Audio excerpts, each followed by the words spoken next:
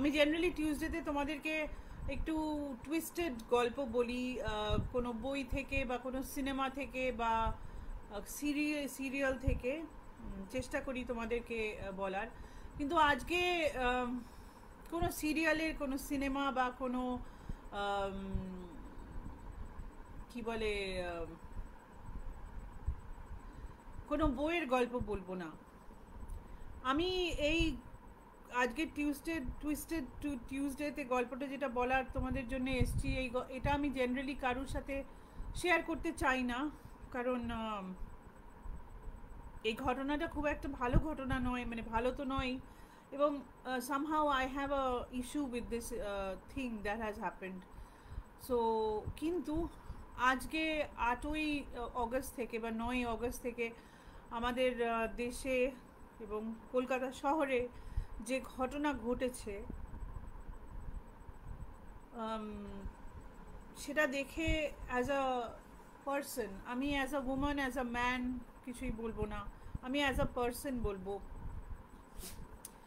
As a person আমি it has, I don't know how to express myself, it has made me very sad.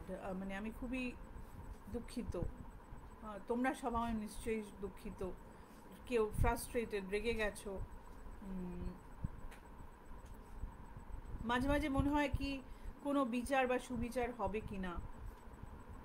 যে চলে গেছে তাকে তো ফেরত আনার কোনো চান্স নেই, কিন্তু তার সুবিচার হবে কি না আমি আমি অ্যাটলিস্ট আমি মনে মনে ভাবি মাঝে মাঝে সব দেখে। আশাও জাগে লোকের প্রোটেস্ট দেখে, লোকের রাস্তায় বেরোনো দেখে, এবং সেই দেখেই আমার যে ঘটনাটা মনে পড়েছে সেটা তোমাদেরকে বলবো। একটা আমার নিজের জীবনের ঘটনা, নট মানে আর একটা ঘটনা হয়তো তোমরা অনেকে শুনেছো বা শোনোনি আমি জানি না, হয়তো কেউ কেউ জানো, হয়তো কেউ কেউ জানো না, কিন্তু সব ঘটনাই মেয়েদের নিয়ে। আমি বলছি না যে ছেলেদের কোনো বিপদ আপদ হয় না, সেটা নয়, বা তাদের সাথে এরকম কাজ, জঘন্য বর্বরতা, নিষ্ঠুরতা এবং মার্ডার হয় না আমি বলবো না, তাদেরও হয়। কিন্তু আমরা দেখছি যে মহিলাদের সাথে যে জঘন্য ব্যবহার হচ্ছে, শুধু আমাদের দেশ না, পৃথিবীতে এমন কোনো দেশ নেই যেখানে এরকম জিনিস হয় না, কম বেশি সব জায়গায় হয়। তার জন্যে আমি বলছি না যে আমাদের মানে ডিফেন্সিভ হয়ে যাওয়া উচিত, আমাদের চিন্তা করা উচিত যে এই জিনিসটা যেন কমে যায়, কম হয়, আমাদের মেয়েরা, মারা, বোনেরা, বন্ধুরা, আমরা নিজেরা যেন সেফ থাকি, সেই আশা করব। আমি কলকাতার ঘটনার মধ্যে ঢুকতে চাই না, কিন্তু I stand with in solidarity সকলের সঙ্গে। কোনো পলিটিক্যাল মন্তব্য আমি করব না, বা আমার কোনো পলিটিক্যাল মন্তব্য নেই এর মধ্যে, কারণ গোটা জিনিসটা তো পলিটিক্যাল নয়, গোটা জিনিসটা একটা মানুষের জীবন নিয়ে ঘটনা, সেখানে বিচারটা, জাস্টিসটা হচ্ছে what we want to see. আশা করছি যে রাজ্য, নেশন, স্টেট এবং প্রশাসন, মানে অ্যাডমিনিস্ট্রেশন, এক্সিকিউটিভ বডি, এরা সকলেই will come together and provide us with the justice that is required. এখন ব্লেম গেম করে এ চলে যাবে, ও থাকবে বলে সময় নষ্ট না করে আমার মনে হয় ইনভেস্টিগেশন করে এটার গোটা জিনিসটাকে একটা সুইফট জাস্টিস দেওয়া উচিত। এই বলে আমি শুরু করছি। তোমরা অনেকেই জানো যে আমি দিল্লিতে এসেছিলাম 95 সালে কলকাতা থেকে। তখন আমার বয়স খুবই কম ছিল। দিল্লিতে আসার আগে কলকাতাতে আমার সমস্ত আত্মীয় স্বজন, বাবা মা সবাই বলেছিল যে দিল্লি খুব ভয়ঙ্কর জায়গা, ওখানে গেলেই মানে ট্রেনের থেকে নামার সঙ্গে সঙ্গে ট্রেন থেকে নামার সঙ্গে সঙ্গে কিছু না কিছু ভয়ঙ্কর আমার সঙ্গে হয়ে যাবে, এটা ওদের একটা বদ্ধ ধারণা ছিল। এবং ওরা চায়নি যে আমি দিল্লিতে এসে থাকি, কারণ আমি অনেকটা সময় দিল্লিতে একা ছিলাম, কারণে অকারণে। বাট ছোটবেলা থেকে আমাকে আমার বাবা মা যেরকমভাবে মানুষ করেছেন, কোনো জিনিসে কোনোদিন বাধা ছিল না, কোনো জিনিস কিছু করার কোনো বাধা ছিল না। ছোটবেলা থেকে নিজের পায়ে দাঁড়ানোর জন্য শেখানো হয়েছে, সমস্ত কাজ নিজে নিজে করতে পারা। এই জিনিসটা খুব মানে খুব কি বলবো, ভেরি স্ট্রংলি আমার বাবা এটা আমাদের মধ্যে করেছেন, যে গাড়ির চাকা খোলা থেকে, মানে গাড়ির চাকা চেঞ্জ করা থেকে নিয়ে শুরু করে ইলেকট্রিক বিল দেওয়া অবধি করতে শিখিয়েছেন। Light bulb, tube light change, electrical কাজ, কার্পেন্ট্রির কাজ, মানে হয়তো তোমরা সকলে বিশ্বাস নাও করতে পারো, কিন্তু আমি মোটামুটি, যেহেতু আমার বাবা বিজনেস করতেন এবং বাড়িতে খুব কম সময় থাকতেন, মানে মাসের মধ্যে প্রায় 20-22 দিন বাবা বাড়িতে থাকতেন না, ট্যুরে ট্যুরে থাকতেন, ট্যুরে ট্যুরে বেরোতেন, প্লাস বাড়িতে থাকলেও সারাদিনই কাজে ব্যস্ত থাকতেন। সো আমি অলমোস্ট 12-13 বছর থেকে বাজার যাই মাকে হেল্প করার জন্যে। যেহেতু আমি বড় দিদি, আমার ছোট ভাই তখন অনেকটাই ছোট, প্লাস বাড়ির যত ইউটিলিটি কাজ সব আমি করতাম, বাবা বলেছিল করতে। খুব রাগ হতো তখন, খুব মেজাজ গরম হয়ে যেত, কিন্তু মনে হতো কেন করছি। কিন্তু এখন দাঁড়িয়ে অনেক দিন, এখন বলবো না, অনেক দিনই মনে হয়েছে যে এই জিনিসটা আমাকে সাহায্য করেছে আজকে আমি যেখানে আছি সেখানে থাকার জন্যে।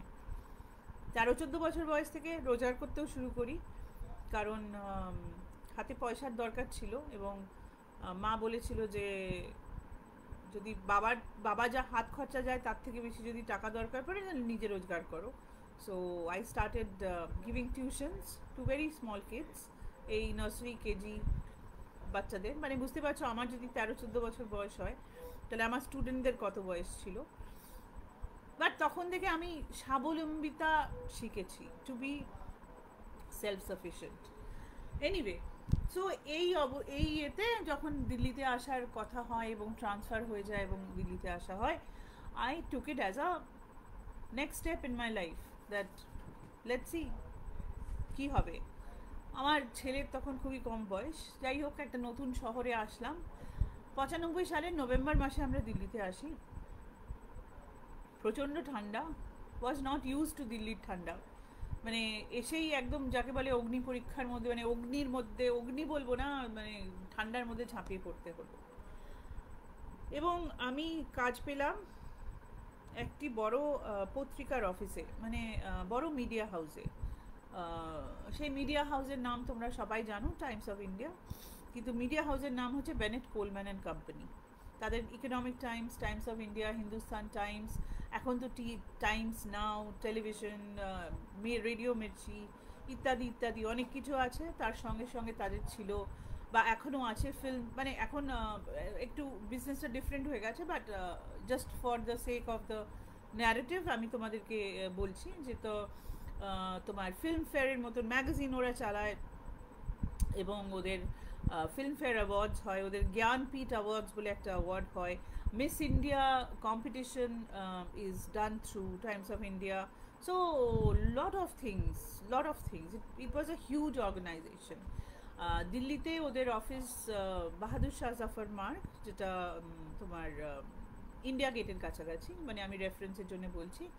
এবং ওই অফিসে যেখানে আমি কাজ পাই, সেখানে ধরো অন আ ডেইলি বেসিস প্রায় 1500 থেকে 1700 জন, 1500 to 1700 পিপল কাজ করতো, এখনও করে নিশ্চয়ই, কাজ করতো।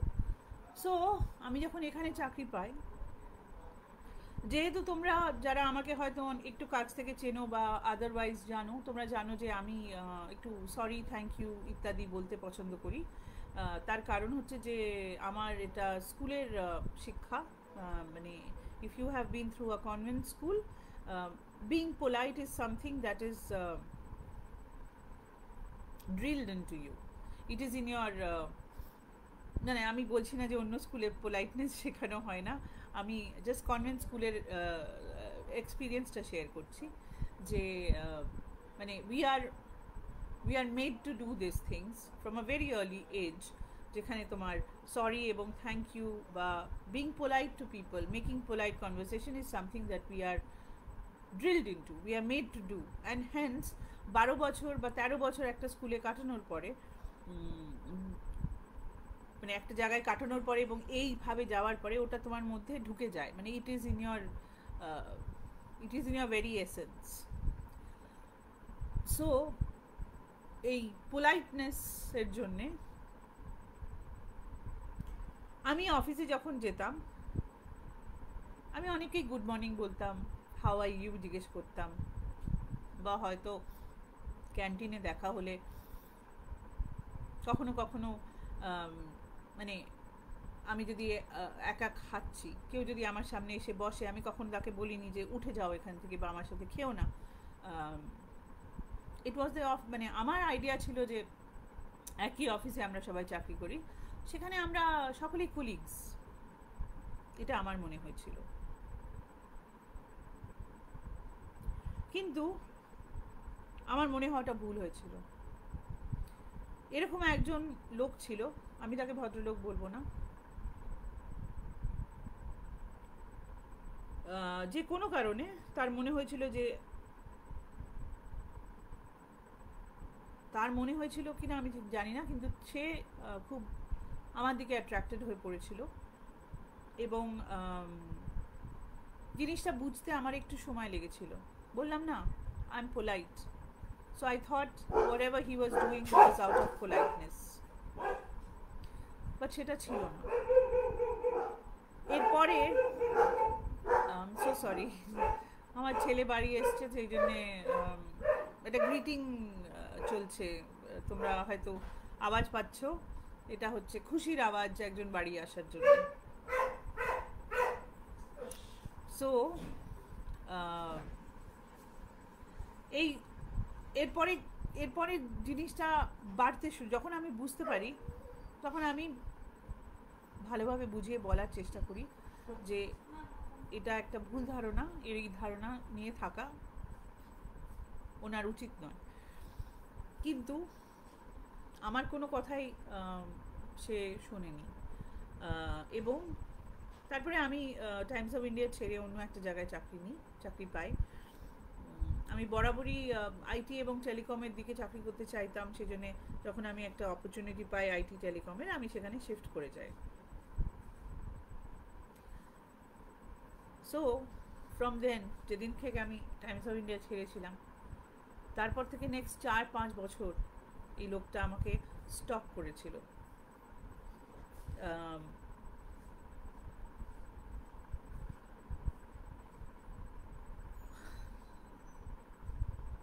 স্টক করেছিল মানে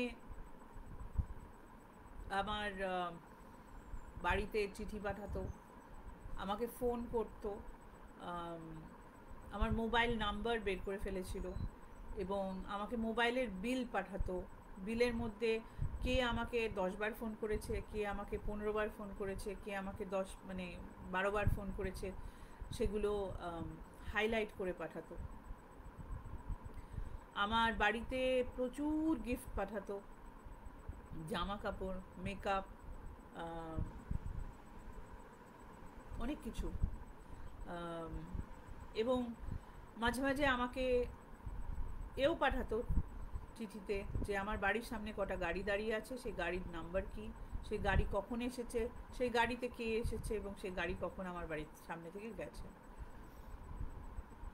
সে এটাও জানতো যে আমি কবে ট্রিপে মানে কোনো ট্যুরে যাচ্ছি, আমার বাড়িতে কজন লোক থাকছে, বা আমি কখন থাকছি না, আমি কবে কোথায় যাচ্ছি, কবে আসছি।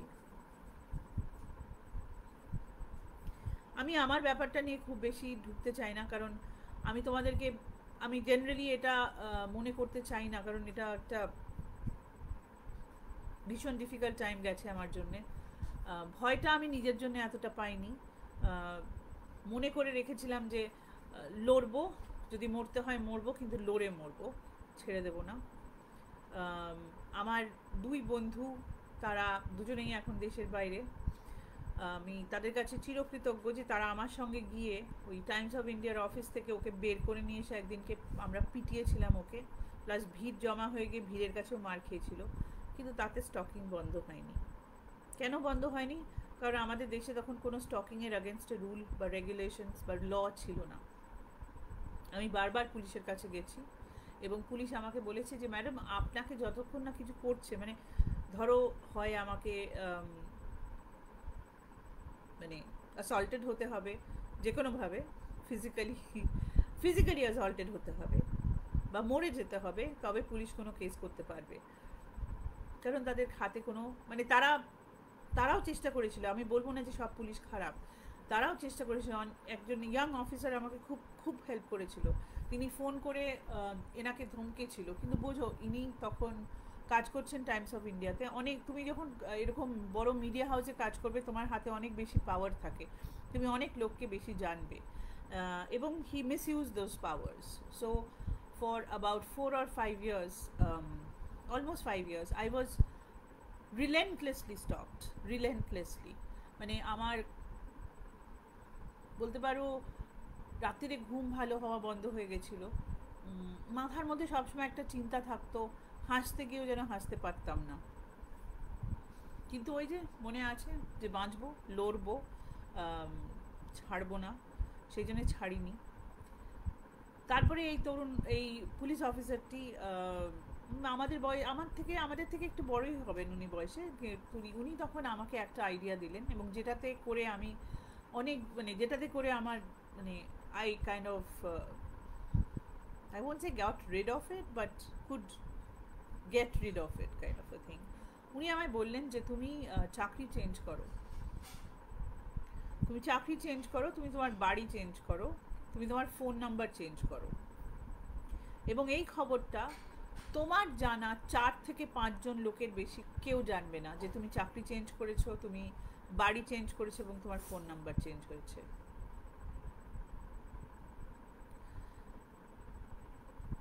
আমার আজকে যে নাম্বারটা আছে, এটা আমি সেই সময় থেকে নিয়েছিলাম। So I change my home, মানে আমি বাড়ি শিফট করেছি, আমি আমার ফোন নাম্বার চেঞ্জ করেছিলাম, এবং আমি যেখানে কাজ করতাম সেই জায়গাটা আমার খুব পছন্দের জায়গা ছিল, কিন্তু সেই জায়গাটা ছেড়ে আমি একটা অন্য জায়গায় জয়েন করি, জাস্ট বিকজ আমি আর নিতে পারছিলাম না। অ্যাজ আ পার্সন আমার প্রবলেম দেখা দিয়েছিল, এত স্ট্রেস ছিল যে পেটের মধ্যে আলসার হয়ে গেছিল, এবং 2বার হসপিটালাইজ হতে হয়েছিল ওই আলসার এর যন্ত্রণার জন্যে। So it was affecting me physically. So I shifted, and then there was no more stalking. I shifted to a place that was far, far away. I shifted to an office যেখানে আমি যে join করেছি তার কোনো খবর পাওয়ার chance কম ছিল, এবং obviously I changed my telephone number.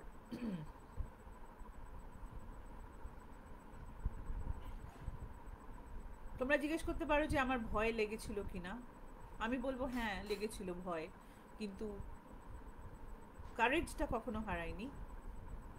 কারণ ভয়টা না রাগ হয়ে গেছিল, ভয়টা ফ্রাস্ট্রেশন হয়ে গেছিল, রাগ হয়ে গেছিল যে কেন আমার সাথে এরকম হবে, বা নট কেন আমার সাথে এরকম হবে, বাট কেন আমি কাউকে আমার জীবনে এরকমভাবে আমাকে ট্রাবল করতে দেব, যে আমার নিজের শরীর খারাপ হয়ে যাচ্ছে।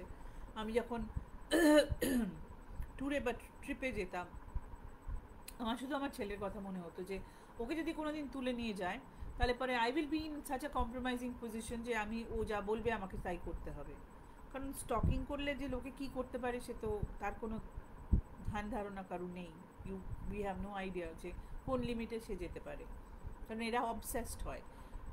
আমি মেন্টাল পেশেন্ট বলবো না, কিন্তু এরা অবসেসড, এরা একরকমের, এটা সিক মেন্টালিটি, মানে খুবই অসুস্থ মেন্টালিটি। যাই হোক, এটা আমার সঙ্গে হয়েছিল। তো ওয়ার্ক প্লেস নিয়ে আমরা আজকাল অনেক কথা বলছি, এবং আজকের দিনে ওয়ার্ক প্লেসের যে সিকিউরিটি নেই এটা বেরিয়ে এসছে, এটা কিন্তু আমাদের সাথে অনেক দিন থেকেই আছে। মহিলাদের কাজ করতে গেলে অনেক জায়গায় অনেক রকম ভাবে কাজ করতে হয়, এবং যেহেতু I have worked pretty much all my life, আমি বলবো না যে আমি ফেস করেছি, এইরকম ফেস করেছি, মানে অন্যরকম জিনিস ফেস করেছি যেগুলো হ্যান্ডেল করা যায়, যেগুলো লোককে বোঝানো যায়। মানে এরকম অমানুষ আমার থ্যাঙ্কফুলি কাজের জায়গায় আর এক্সপিরিয়েন্স হয়নি। আজকের দিনে স্টকিং এর ল আছে, রুল আছে। আজকে কেউ স্টকিং করলে, এবং আজকাল ইলেকট্রনিক্স মানে আমাদের ইলেকট্রনিক্স বা আমাদের টেলিফোন বা এত ভালো হয়ে গেছে যে তার থেকে অনেক কিছু পাওয়া যায়। So it should be a more safer place, it should be a more safer time, but still এরকম একটা ঘটনা কলকাতায় ঘটেছে। সব থেকে বড় দুঃখের কথা কি জানো তো, যখনই আমার মনে হয় এই কথাটা, মেয়েটি আমার ছেলে থেকে 1 বছরের ছোট বয়সে। আমরা বলি যে আমরা পৃথিবীটাকে ভালো রেখে যাব আমাদের ছেলে মেয়ের জন্য, তো ছেলে মেয়েরাই যদি না থাকে তো পৃথিবীটা কার জন্য ভালো রাখবো? এটা হচ্ছে আমার কোয়েশ্চেন।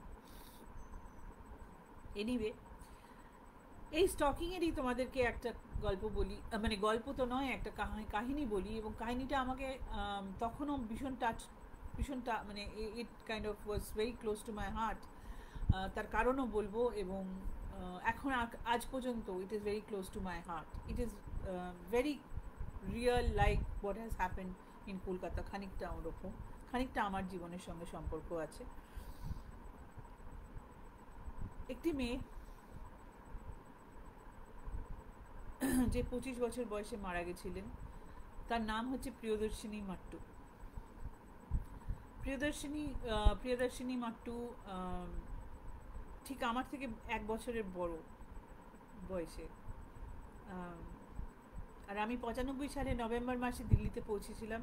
প্রিয়দর্শিনী মাট্টু দিল্লিতে মারা গেছিল ঠিক 2 মাস বাদে, জানুয়ারি মাসের শেষে, এক্স্যাক্টলি অ্যাবাউট, মানে আমরা এখানে 25-26 তারিখে এসেছিলাম, আর ও মারা গেছিল ওরকম জানুয়ারি মাসের 23-24 তারিখে, ঠিক 2 মাস। তখন 96 সালে 1996-এ ও মারা যায়। তখন আমি কেসটাকে এত ডিটেলসে জানতাম না, কারণ আমি তখন দিল্লিতে খুব নতুন, এবং 2 মাসে বুঝতে পারছো যে আমি আস্তে আস্তে সব কিছু বোঝার চেষ্টা করছি, রাস্তা ফাস্তা, ছেলের স্কুল ইত্যাদি ইত্যাদি। তো আমি এতটা কেসটা জানতাম না। কেসটা কখন আমি ইন ডিটেলস জানতে পারি, 1999-এ জানতে পারি, যখন প্রিয়দর্শিনী মাট্টুর কেসটা কোর্টে যায়। এবং অবভিয়াসলি ততদিনে খবরের কাগজ ইত্যাদি ইত্যাদির সঙ্গে আমার ভালো সম্পর্ক হয়ে গেছে সেই জন্যে। তো প্রিয়দর্শিনী মাট্টু ল পড়তে দিল্লি এসেছিল জম্মু থেকে। কাশ্মীরি পণ্ডিত, ওনার বাবা CL মাট্টু ওনাকে পাঠিয়েছিল। খুব ব্রাইট একজন স্টুডেন্ট ছিলেন উনি, খুব ব্রাইট, মানে দিল্লি ল ফ্যাকাল্টিতে, দিল্লি ইউনিভার্সিটি ল ফ্যাকাল্টিতে উনি ল পড়তে এসেছিলেন, এবং হয়তো বেঁচে থাকলে খুব ভালো একজন লয়ার হতেন। সো এই প্রিয়দর্শিনী মাট্টু যখন ল ফ্যাকাল্টিতে পড়ছে, 2 বছর যখন তার পড়া হয়ে গেছে, এবং ইনসিডেন্টলি প্রিয়দর্শিনী এখানে থাকতো, মানে আমি যেখানে থাকি এখন বসন্তকুঞ্জে, এখানে ওর কাকার বাড়িতে থাকতো, কাকার বাড়িতে থেকে পড়াশোনা করতো। সো কাকা ছিল বাড়িতে, প্রিয়দর্শিনী থাকতো, আর একটা হেল্পার বা পরিচারক সে বাড়িতে থাকতো। সো প্রিয়দর্শিনী যখন 1 বছর মতন কমপ্লিট করে ফেলেছে, 1-1.5 বছর ওর পড়া হয়ে গেছে, তখন ওর সিনিয়র ব্যাচের, মানে 2 বছর সিনিয়র ওর থেকে, ব্যাচের একটা ছেলে সন্তোষ সিং, যার বাবা ছিলেন তখন DIG IPS officer, based in Jammu Kashmir, মানে শ্রীনগর কি জম্মুতে বেস ছিলেন আমি ভুলে গেছি। সেই ছেলেটিও ল পড়ছিল, এবং সেই ছেলেটি প্রিয়দর্শিনীর প্রতি প্রচণ্ড অ্যাট্রাক্টেড হয়ে যায়, এবং প্রিয়দর্শিনীকে প্রথম দিকে বলার চেষ্টা করে, এবং বারবার করে ওর সঙ্গে, মানে ওর ক্লাসে আসার চেষ্টা করে, ক্যান্টিনে দেখার চেষ্টা করে। প্রিয়দর্শিনী গাড়ি করে কলেজ যেত, গাড়ি চালিয়ে যেত, তো এ বাইক নিয়ে ওর পেছনে পেছনে যেত, ওর মানে ওকে গাড়ি না যাতে ও বের করতে পারে এমনভাবে বাইক রাখতো, মানে ওর সাথে দেখা করার কোনো না কোনো ছল ছুতো খুঁজে নিত। এখন দেখো, আমি একটা জিনিস পার্সোনালি খুব মনে করি, এটা এটা হয়তো তোমরা সবাই এগ্রি করতে পারো বা নাও এগ্রি করতে পারো, যে আমাদের সিনেমাতে, যে কোনো ল্যাঙ্গুয়েজের সিনেমা, বাংলা বলো হিন্দি বলো, যে কোনো ল্যাঙ্গুয়েজের সিনেমাতে আমরা অনেক সময় দেখাই যে হিরোইন হয়তো হিরোর সাথে প্রথম দিকে প্রেম করতে রাজি নয়, কিন্তু হিরো কন্টিনিউয়াসলি প্রেশার করে করে, প্র্যাকটিক্যালি স্টক করে করে হিরোইনকে রাজি করায় যে হ্যাঁ হ্যাঁ করবেই। মানে সেখানে একটা আম, সামাজিক বৈষম্য থাকতে পারে, আর্থিক বৈষম্য থাকতে পারে, কিন্তু তাহলেও আমরা দেখতে পাই যে হিরোইন কোনো একটা কারণে হিরোর প্রেমে পড়ে গেল। এবার এটা, I think this gives a very bad message to the men, that যদি কোনো মহিলা না বলে, দ্যাট মিনস যে না, সে না বলছে না, সে অ্যাকচুয়ালি এখন মেবি বলছে বা রাজি হচ্ছে না। এই জিনিসটা একটু সিনেমাতে হয়তো অনেকটা কমে গেছে, কারণ গল্প অনেকটা কমে গেছে, কিন্তু আমি যে সময়কার কথা বলছি, সেখানে most of the love stories use to be like this, like মানে the hero was pestering the heroine for some reason or the other, এখন আমার মনে হয়, মানে maybe I am wrong, but অনেক অনেক অনেক অনেক সিনেমাতে। সো যাই হোক, এই সন্তোষ সিং যেহেতু তার বাবা পুলিশ, তার অনেক ইয়ে ছিল, পাওয়ারফুল ছিল, সে যে প্রিয়দর্শিনীর পেছনে এরকম মানে জোকের মতো যাকে বলে লেগে যায়। তো প্রথমে প্রিয়দর্শিনী নিজে থেকে সলভ করার চেষ্টা করেছিল, কলেজ অথরিটিকে বলে সলভ করার চেষ্টা করেছিল, যখন কোনো রকম কিছু হয়নি তখন পুলিশের দ্বারস্থ হয়েছিল। কিন্তু তোমরা তোমাদের বললাম তো যে ডিআইজির ছেলে, সেখানে পুলিশ দ্বারস্থ হয়ে বা কি লাভ, পুলিশ তো বলে ও তো বাচ্চা করতে হ্যাঁ বলে ছেড়ে দিয়েছিল, মানে কোনো ইয়ে করেনি, করতে করতে করতে করতে মানে এই কথাগুলো প্রিয়দর্শিনীর বাড়ির লোকেরা সবাই জানতো, ও বলে দিয়েছিল বাড়ির লোকেদের। তখন ওর বাবা এসে, এবং বাবা এবং কাকা গিয়ে পুলিশকে কড়া করে বলার পরে পুলিশ বলে ঠিক আছে, তখন ধরো ওর প্রায় 3 বছর, 3-3.5 বছর কমপ্লিট হয়ে গেছে লয়, এটা আমরা 95 সালের কথা বলছি, হ্যাঁ। তখন ওর বাবার কাকা গিয়ে পুলিশে খবর দেয়, এবং পুলিশে খবর দেওয়ার পরে একটা কেস কাইন্ড অফ রেজিস্টার হয়, রেজিস্টার করে ওরা সন্তোষ সিংকে ডেকে জেনারেলি জাস্ট ওকে বলে যে এরকম করা উচিত না, তুমি ভালো ঘরের ছেলে, তুমি কেন এরকম করছো, তোমার বাবা এত বড় অফিসার, ইত্যাদি ইত্যাদি, মানে জেনারেল কোনো রকম ঝাড়ঝুড় না, মানে মানে আমাদেরই তো বাড়ির ছেলে এরা, এরাও তো, এর বাবাও তো পুলিশ, এরকম একটা ব্যাপার করে বলে ওকে ছেড়ে দেয়, এবং প্রিয়দর্শিনী মাট্টুকে একটা গার্ড দেয় ওরা, মানে একটা কনস্টেবলকে ওর সাথে দেয়, যে ওর এত ভয় লাগছে, ঠিক আছে একটা গার্ড দেওয়া হয়।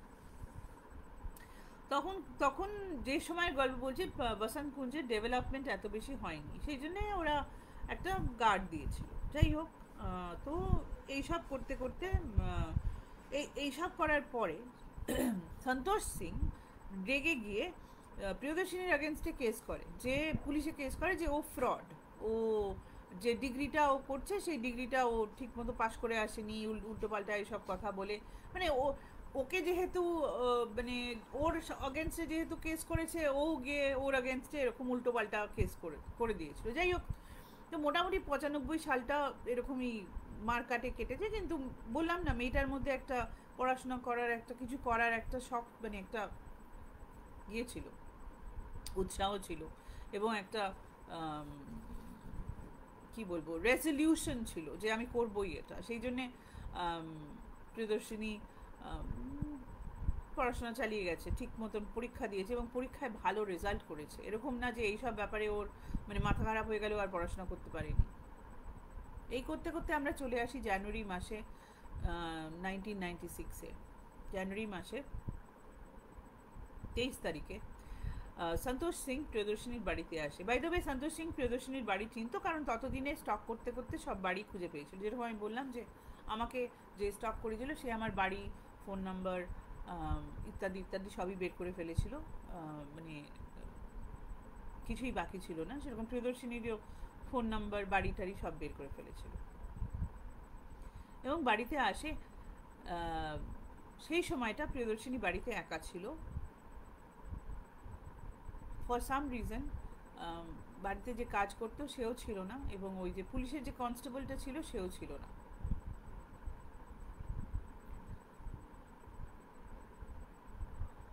সন্তোষ সিং বাড়িতে ঢোকে এই বলে যে সে মিটমাট করতে এসছে, সে আর কিছু ঝামেলা করতে চায় না, দুদিকে জল অনেকটা গড়িয়ে গেছে, সেজন্য সে মিটমাট করতে চায়, এই বলে সে বাড়িতে ঢোকে। এবং কোনো একটা সময় সে বাড়ির বাইরের দরজা বন্ধ করে দিয়ে প্রিয়দর্শিনীকে রেপ করে,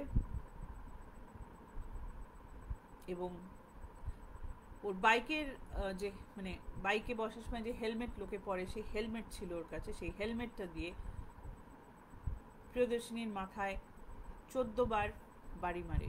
মাথায় মানে এই পুরো এই এরিয়াটাতে, কপাল থেকে ফেস এরিয়াটাতে এত জোরে মারে যে প্রিয়দর্শিনীর, তোমরা আমার গল্প শোনার মানে আমার গল্পগুলো শোনার পরে তোমরা যদি প্রিয়দর্শিনী মট্টুকে সার্চ করো তাহলে দেখবে একটা খুব সুন্দর ফুটফুটে একটা মেয়ের ছবি, তার তখন 25 বছর বয়স।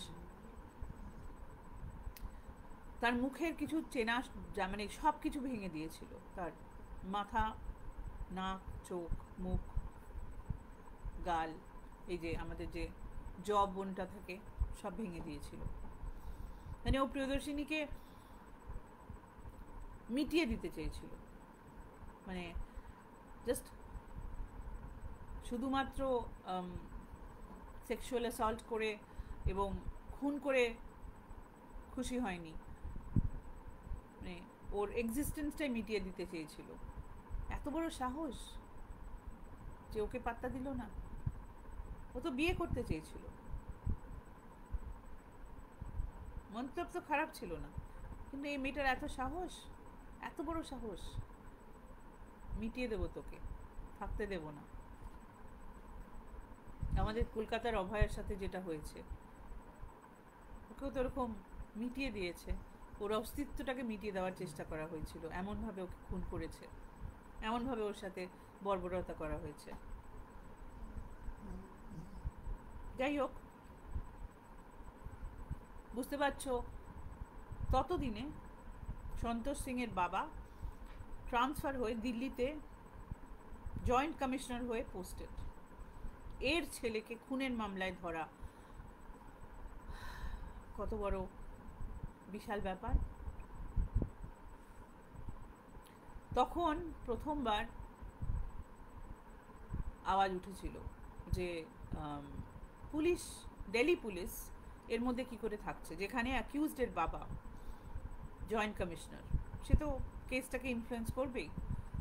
এবং প্রথমবার যেটা এখন অনেক সময় হয়ে মানে এখন যেটা হচ্ছে, যে প্রোটেস্ট হচ্ছে, সেরকম একটা প্রোটেস্ট, একটা ক্যান্ডেল লাইট মার্চ ইন্ডিয়া গেটে প্রথমবার প্রিয়দর্শিনী মট্টুর কেসের জন্য হয়েছিল 1999-এ,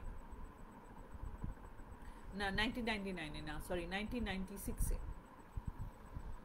তখন কেসটা ট্রান্সফার করে দেওয়া হয় সিবিআইকে, যে সিবিআই এর তদন্ত করবে। কিন্তু প্রবলেম হচ্ছে যে কলকাতার কেসের সঙ্গে এই কেসটার কীরকম সিমিলারিটি জানো তো? যতদিনে সিবিআই গোটা জিনিসটাকে হাতে পেয়েছিল, the evidence handling of Delhi police was as bad as what Calcutta police has done.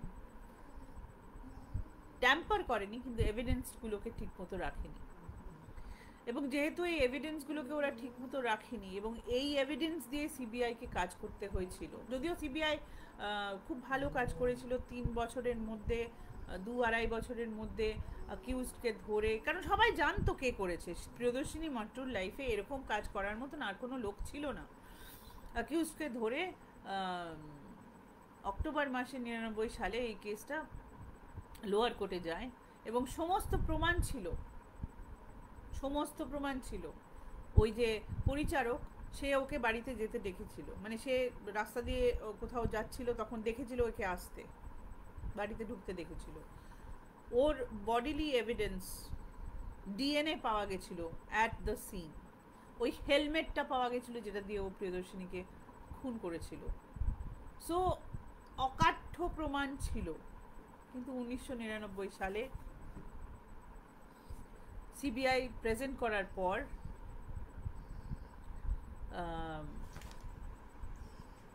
Lower court গোটা কেসটাকে ক্যান্সেল করে দেয়।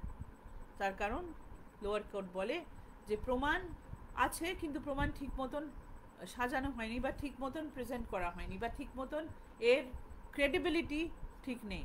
যে ডিএনএ প্রমাণ হয়েছিল, সেটা ডিএনএ প্রমাণ নাকি লোয়ার কোর্টের কথা মতন was not done in the proper process maintain করা হয়নি। এবং অক্টোবর মাসে 99 সালে সন্তোষ সিং ছাড়া পেয়ে যান, বেকসুর ছাড়া পেয়ে যান। All the charges were removed from him.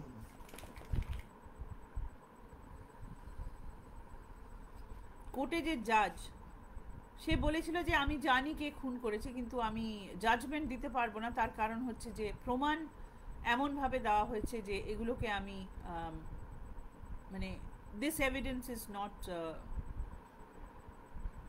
process led. Hence Santosh Singh was given বেকসুর খালাস।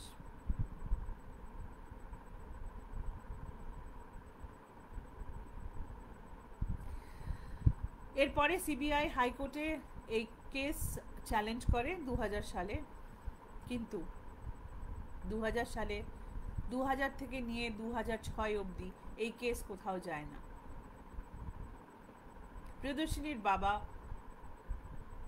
প্রত্যেকটা হিয়ারিংয়ে, প্রত্যেকটা ট্রায়ালে, প্রত্যেকটা ডেটে জম্মু থেকে দিল্লি আসতেন এবং রিলিজিয়াসলি ফলো করেছেন। প্রিয়দর্শিনীর এক বন্ধু ছিল যে এই ব্যাপারে উইটনেস দিয়েছিল, সেও এই ঘটনার সাথে মানে এই ট্রায়ালের সঙ্গে এসেছিল। 2006 সালে একটা মিরাকল ঘটে। কি ঘটে? জেসিকা লাল কেস, আর একটা বড় কেস দিল্লি, জেসিকা লাল কেস,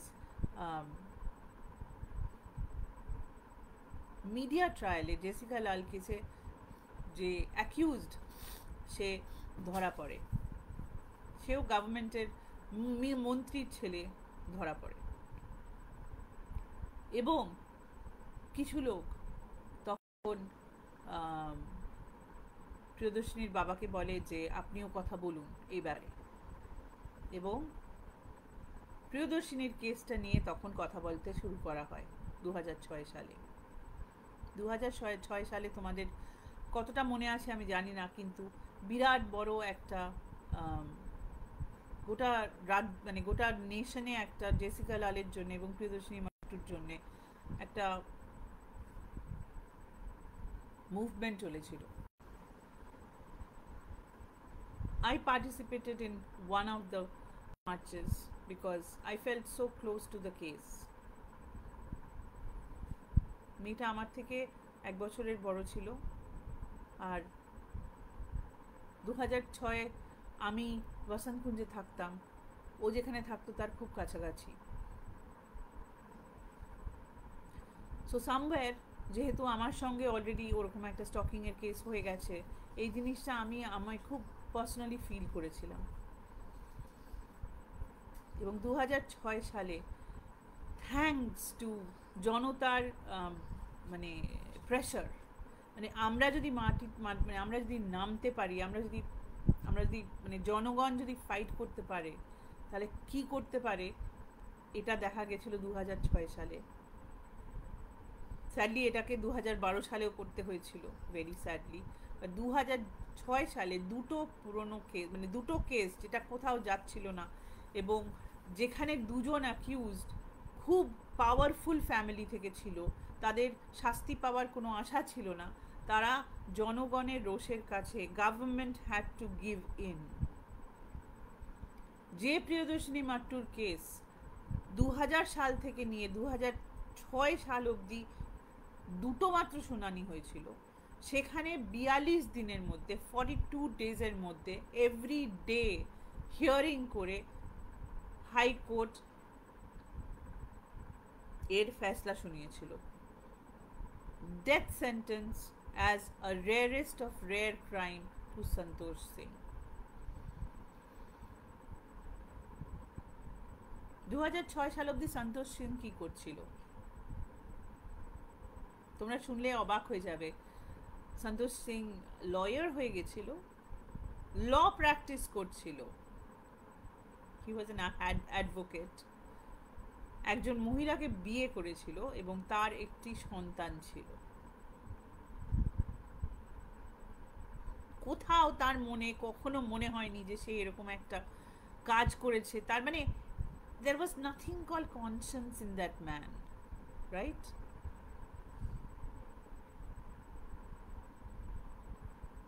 যে মহিলা ওকে বিয়ে করেছিল, I don't know, তার কি কোনোদিন মনে হয়নি যে তার স্বামী এরকম একটা কাজ করেছে? সে কি জানতো না? I have no idea. যাই হোক, 2006 সালে সে হাইকোর্টকে মৃত্যুদণ্ড দেয় এবং জেলে পাঠিয়ে দেয়।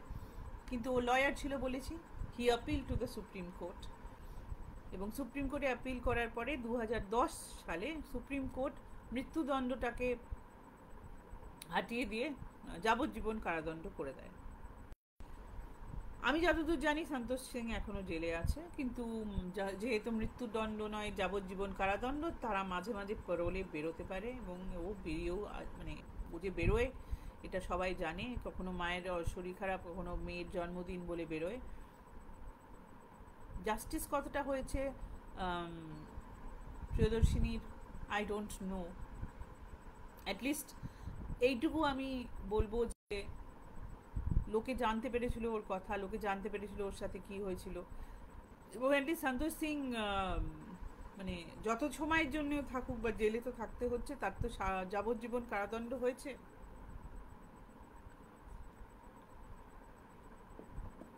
I will look for some blessings, because এরকম গল্পের মধ্যে মানে এরকম ঘটনার মধ্যে আমি কোনো ব্লেসিংস খুঁজে পাই না। কারণ যে মহিলা এত একটা ট্যালেন্টেড মহিলা আজকে বেঁচে থাকলে হয়তো অনেক বড় লয়ার হতো প্রিয়দর্শিনী, সেটা তার হতে পারলো না, স্বপ্ন থেকে গেল।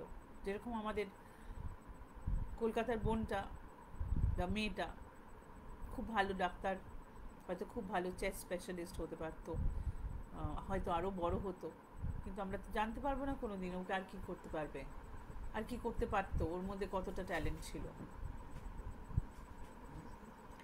এই ছিল আজকে আমার টুইস্টেড টিউসডের গল্প।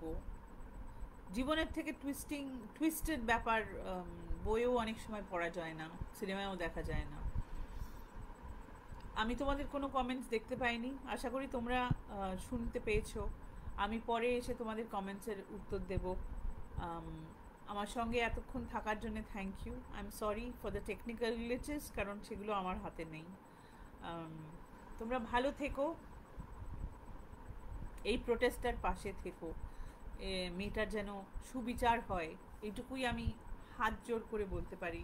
এইটুকুই আমার প্রেয়ার, এইটুকুই আমার হোপ, আমার উইশ, এবং আমি রোজ এটাতেই প্রেয়ার করবো যতদিন না ও সুবিচার পাচ্ছে, hopefully.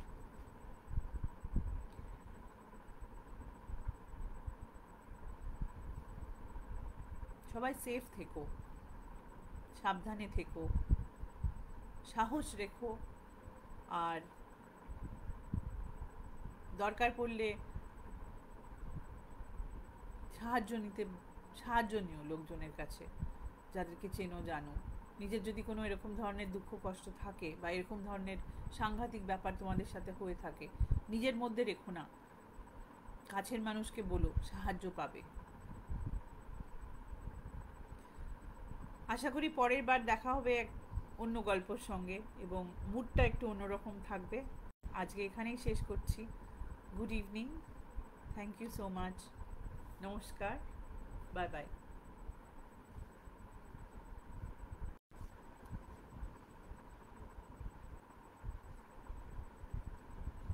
Please subscribe to our channel Hana Tales. Comment, share, like, and don't forget to hit the notification bell for more videos.